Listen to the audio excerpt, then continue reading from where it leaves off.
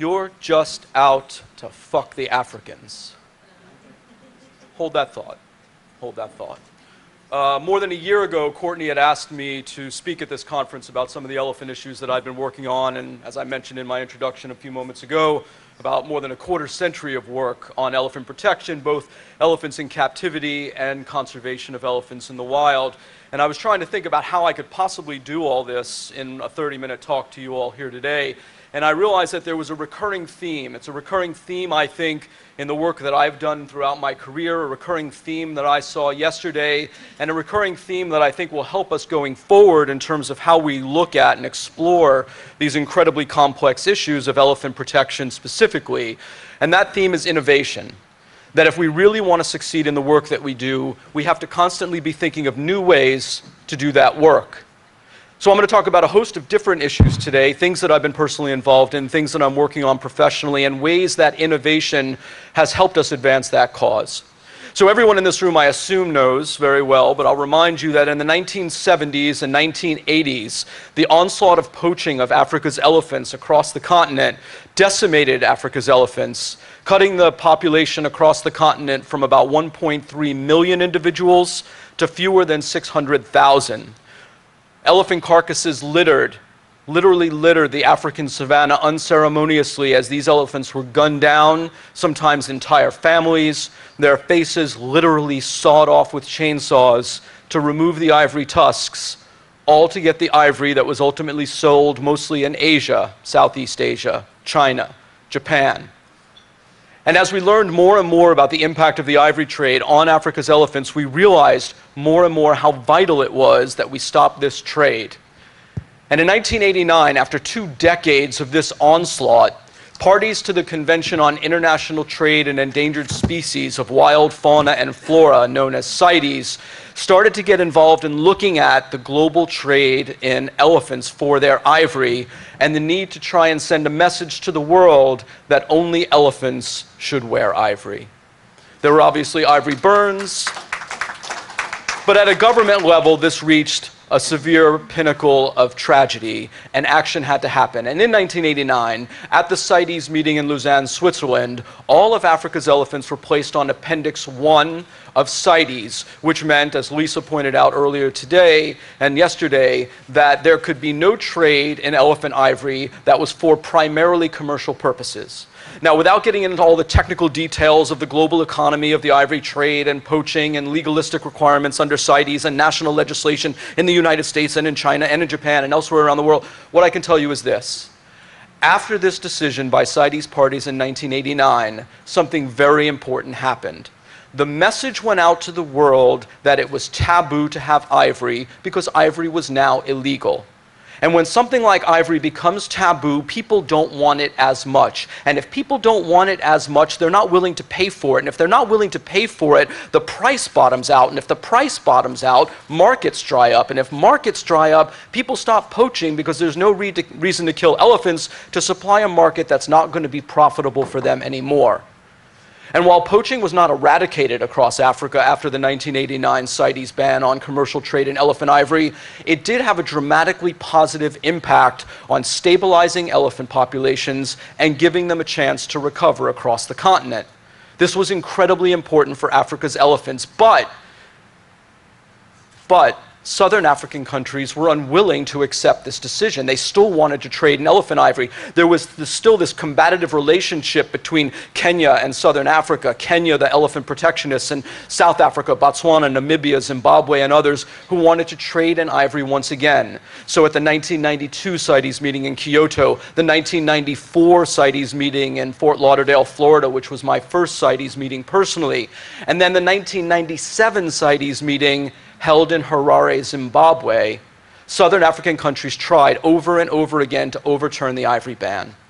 And when I was at that meeting in Zimbabwe, every day in Harare, the front page of the newspaper, owned and run by the government, by Robert Mugabe's dictatorial regime, had an above-the-fold banner headline, "Tanzania comes out in support of the ivory trade. Japan comes out in support of the ivory trade."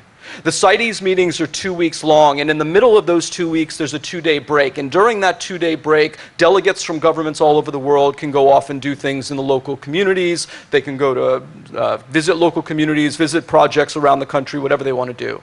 At the meeting in Zimbabwe, all of these government delegates were taken out to show something very important: crop damage by marauding elephants. There is an overpopulation problem, they argued, of elephants in Zimbabwe. That overpopulation resulted in communities being decimated, family livelihoods being lost. We've got to be able to control our elephant population in Zimbabwe. Who are these Westerners to tell us how to manage our elephants? And in addition to being able to kill these elephants to protect our families, we should also be able to sell the ivory, as we discussed in the previous panel, to pour back into local economies the value from that ivory sale. And that's when, having written an article about why it was important for CITES parties to maintain their ban on ivory trade, I was at a reception one evening in the middle of the CITES meeting, literally listening to a Kenyan band called Them Mushrooms performing on stage. I had a plate of food and a cocktail, and a woman named Liz Rihoy, who was a white Rhodesian, came up to me supporting the ivory trade, and she stuck her finger in my face in the middle of this reception, having never met this woman before, and said to me, "You're just out to fuck the Africans."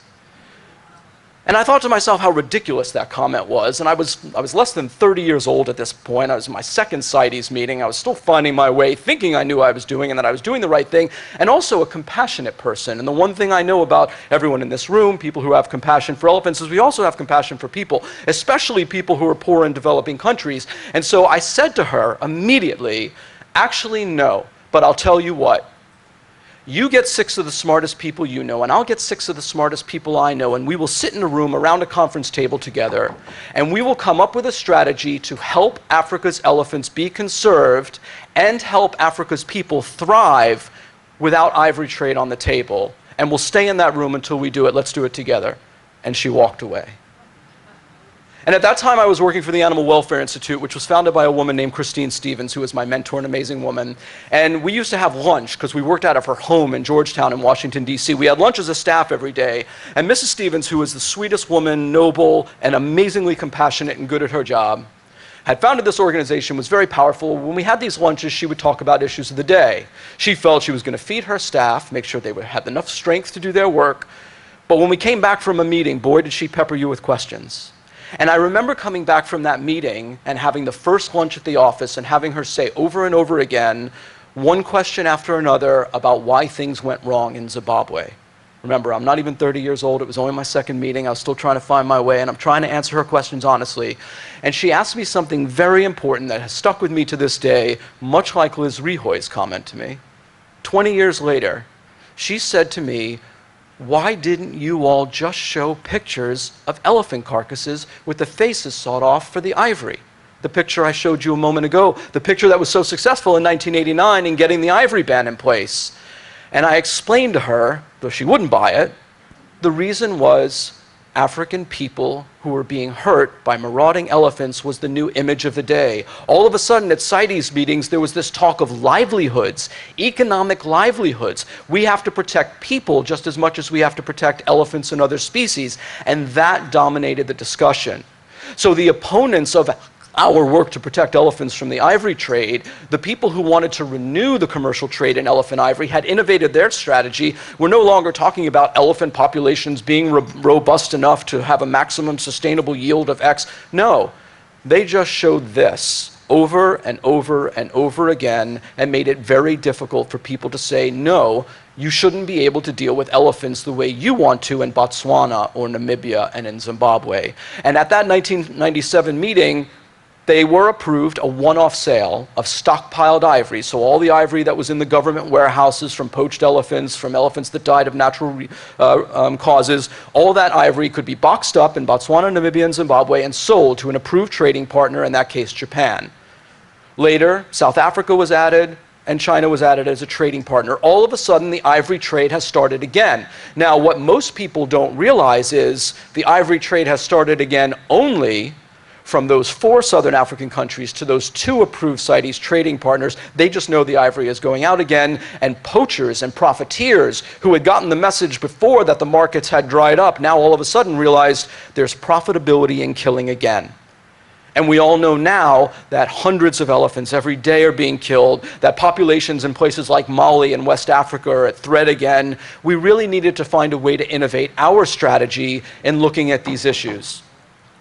The poachers are innovating, right? The poachers are putting nails through sticks to try and snare elephants brutally in places like Tanzania. They're killing elephants in places like Tanzania, and rather than waste a second bullet on an elephant that didn't die from the first, they're using a knife to cut their spine in order to kill them. And even though ivory is still being burned, and in this case ivory is being crushed by the Department of the Interior in New York's Times Square, we have to have new and innovative strategies, because these public relations messages, the very messages that worked in the 1980s, aren't necessarily working today.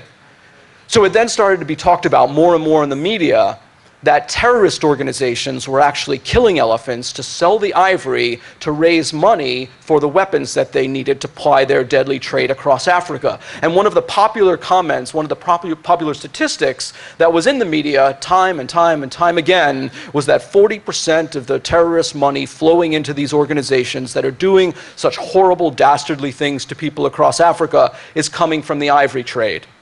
And so about 4 years ago, I started to think about that statistic and say to myself, in true Christine Stevens fashion, we need to know more than 40%. Do we know that for sure? Where's the money coming from? Where's the money going? Can we quantify that? So we partnered with an organization called C4ADS, which is a defense contracting industry group that looks into these very types of issues. And they produced a report for us on the militarization and poaching and professionalism of poaching of elephants across Africa and the sale of ivory. And some of the things that they found were absolutely fascinating. For instance, looking at bullet shell casings from poaching sites across Africa, you could see the etchings in the bullets to be able to tell where the bullets originated.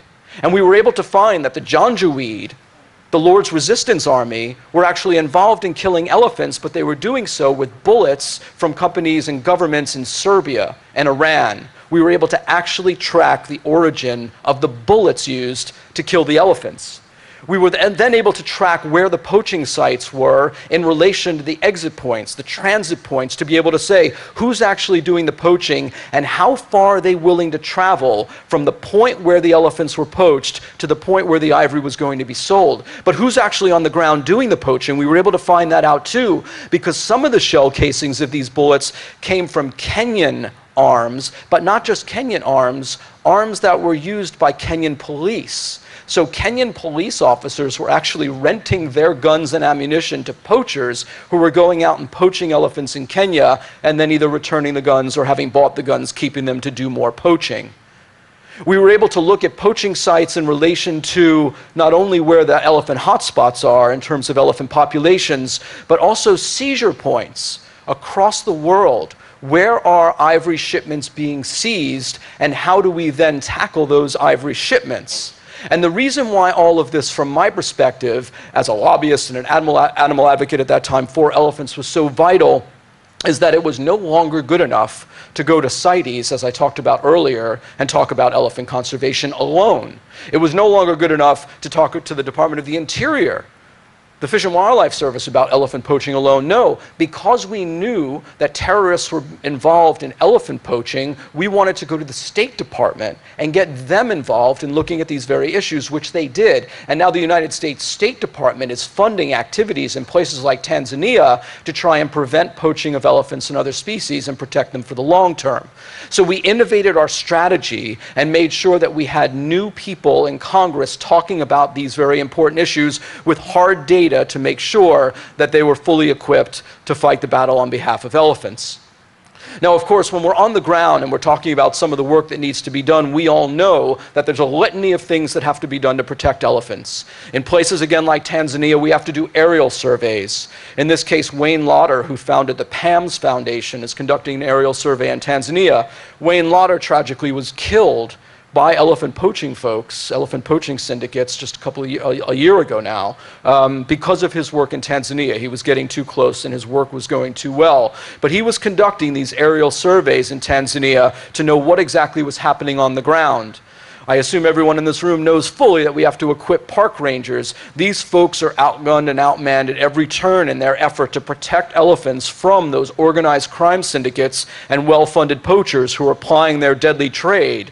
But these are the people who are laying their lives on the line to protect wild places where elephants live and the elephants themselves.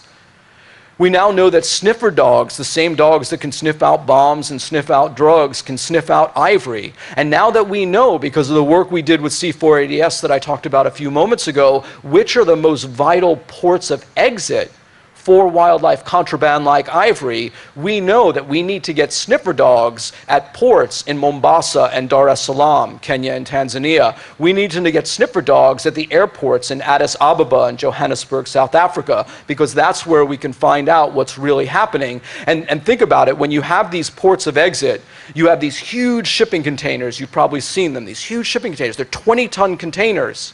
And 18 tons might actually have African coffee or shells or wood, but 2 tons might be ivory. We now know, because of the work we've done, because we innovated our strategies, both in finding out which ports of exit were so vital, but how we're going to find the ivory, that we can actually track it down and make sure we're doing good work.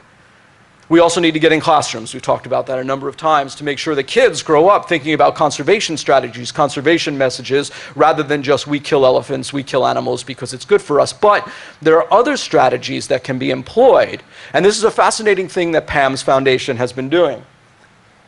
So in a place like Tanzania, you had dramatic elephant poaching for a very long time, including, including in places like the Selous protected area. And what I found so interesting about that is you had this situation where we were so successful, PAMS was, in protecting elephants, reducing government corruption in Tanzania, and protecting elephants so that populations were increasing, that you created a slightly new problem, which is human-elephant conflict.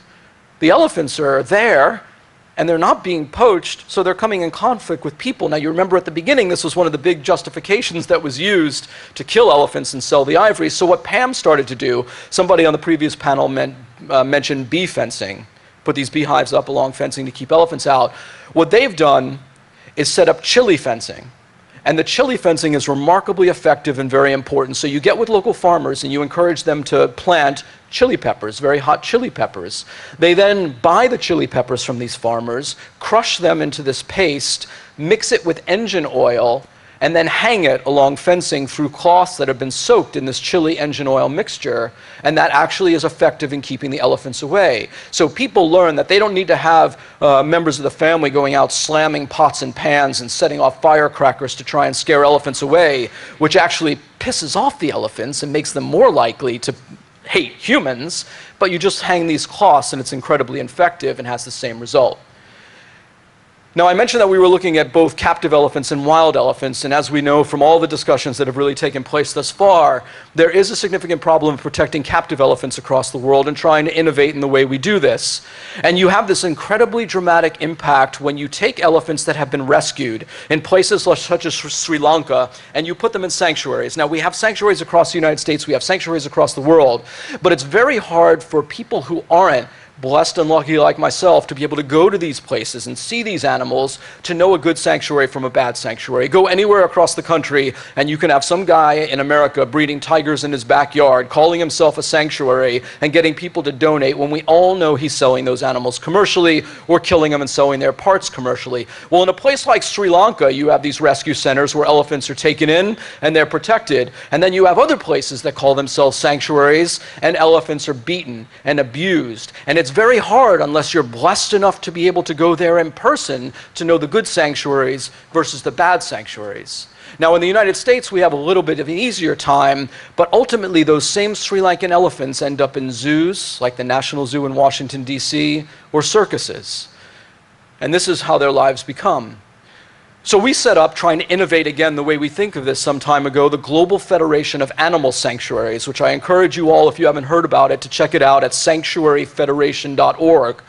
And this was about 10 years ago, back in 2007, where actually a number of animal advocates in Washington, D.C. and elsewhere were working on the exotic pet trade. And we were presented with this interesting question.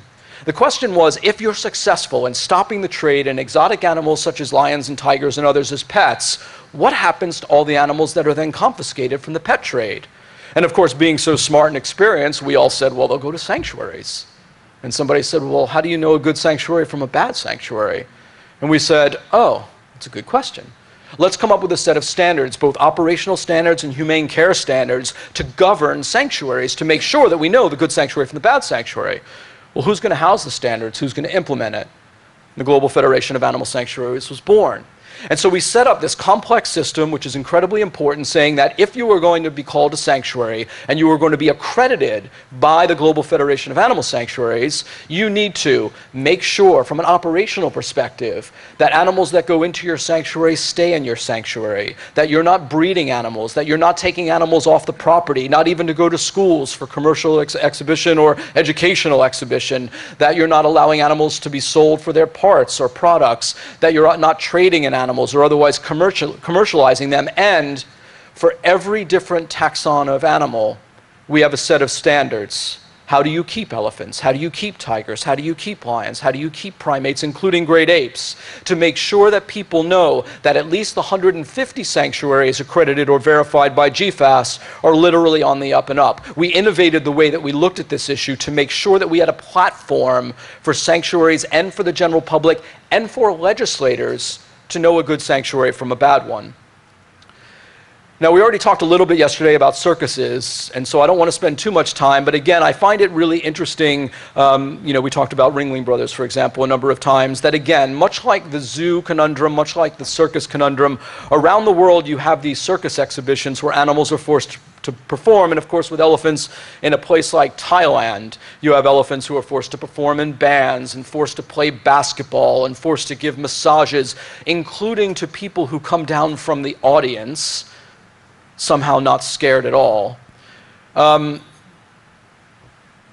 we have to try and stop, obviously, the circus exploitation, and we did that in the United States as well.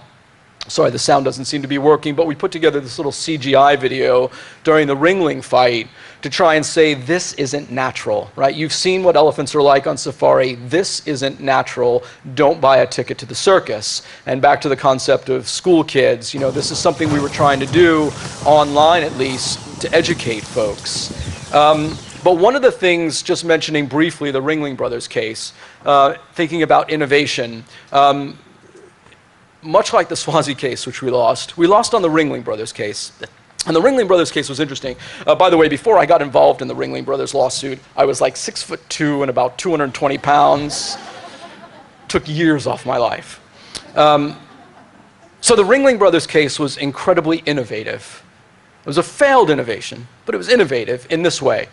A number of animal protection organizations got together and we sued Ringling Brothers Circus for violating the Endangered Species Act by using bull hooks on Asian elephants in the circus. Asian elephants are protected under the Endangered Species Act. The Endangered Species Act, as you all know from yesterday's discussion, prohibits harming a listed species, which includes hitting, harassing, wounding, and we know that that's what happens in the circus. And so we thought this was a good case to bring. Now, ultimately, we lost the case on standing. And we lost the case on standing because one of the key people involved in our case was a guy named Tom Ryder, who was a former circus employee with Ringling Brothers.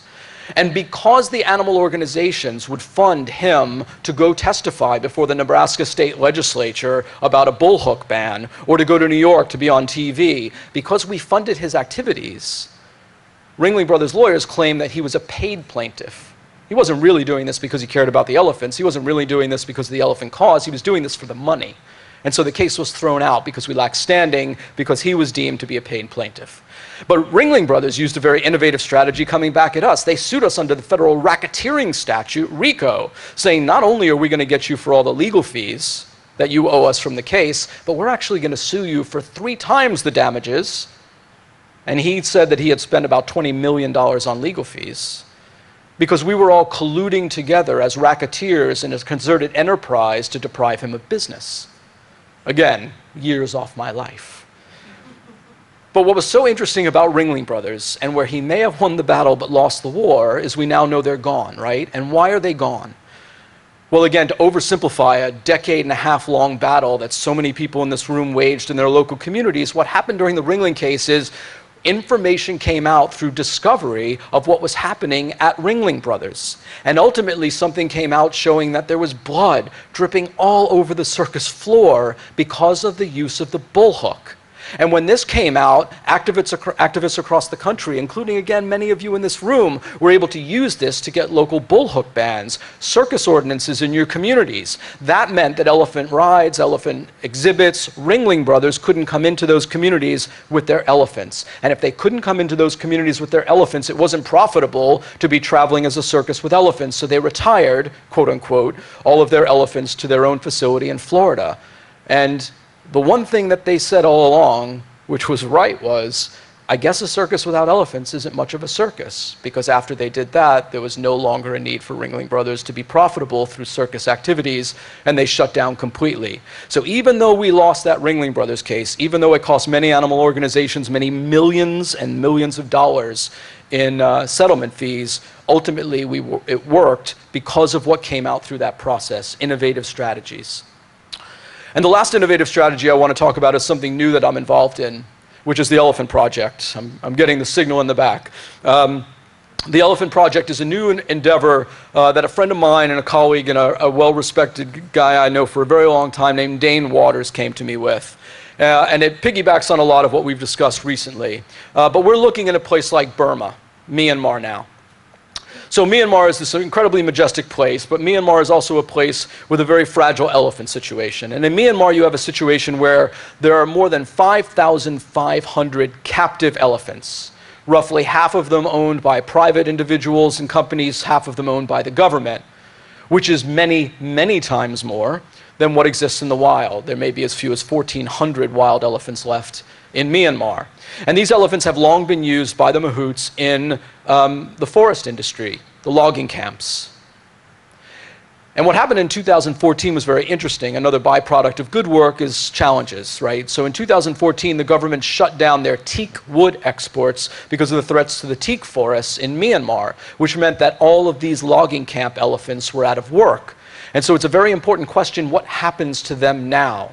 And what we know about Asian elephants, and everyone in this room knows about Asian elephants, is if they are in trouble, they are going to either continue to be chained. It could be in a zoo, it could be in a circus, it could be in New Zealand or the United States of America or somewhere in Asia, or it could be that they're put back to work at some time in the future in logging camps. It could be that they're released back into the forest where the human-elephant conflict situation happens, or where they're poached. And we have this tremendous situation in Myanmar now, a very tragic and scary situation where between 2010 and 2017, 7-year period plus, 140 elephants were found poached in Myanmar.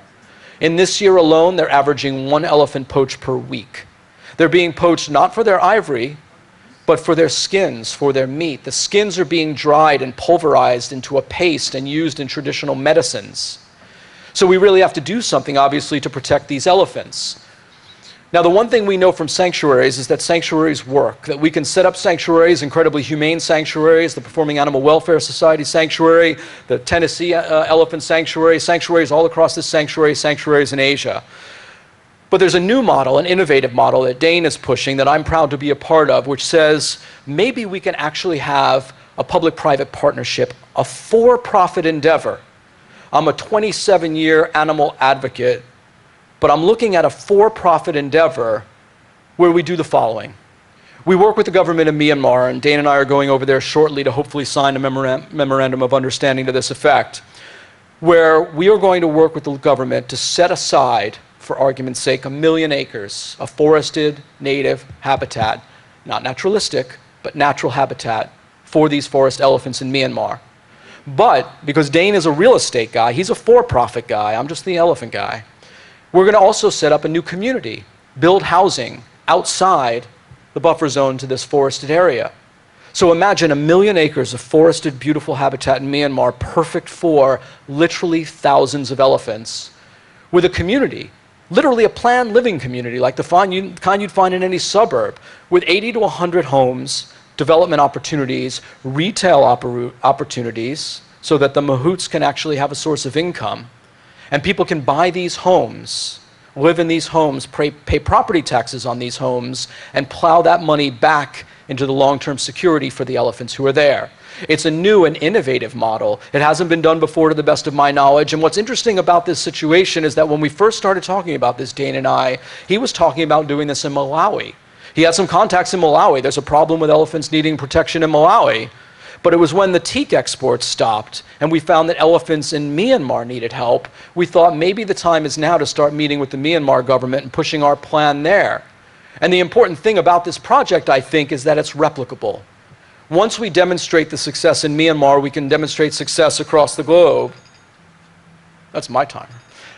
Showing that it actually works. And I think that's what we need to do. That's the key to what we do. We need to innovate our strategies time and time again, set up new profound ways of doing the very important work that we're all doing and collaborate in this work.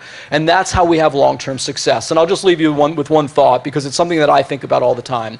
When I think about how we innovate, how we come up with these new things, sometimes they come to us, right? Sometimes it's presented to us, both the challenge and how we go about getting the solution. People keep talking about terrorists poaching elephants. Well, I want to find out more about that. I'm going to go find out. But how do we come up with new and innovative strategies if that epiphany doesn't come to us? Well, when I was CEO of one of these animal protection organizations a few years ago, I used to work with an executive coach, and we'd meet every month and we'd talk about challenges. And he had this infuriating thing that he used to do to me, but it was incredibly effective. So I'm going to share it with you all. He used to tell me, "You have a problem, how are you going to solve it?" And I said, "Harvey, I don't know. That's why I'm asking my job coach. That's why I have you as an executive coach." And he said, "Well, that's great, but think about it. What would you do to solve that problem?" "Harvey, I don't know. That's why I'm asking you." And then he said to me, and this is what I will leave you with, "If you knew how to solve the problem, what would you say?"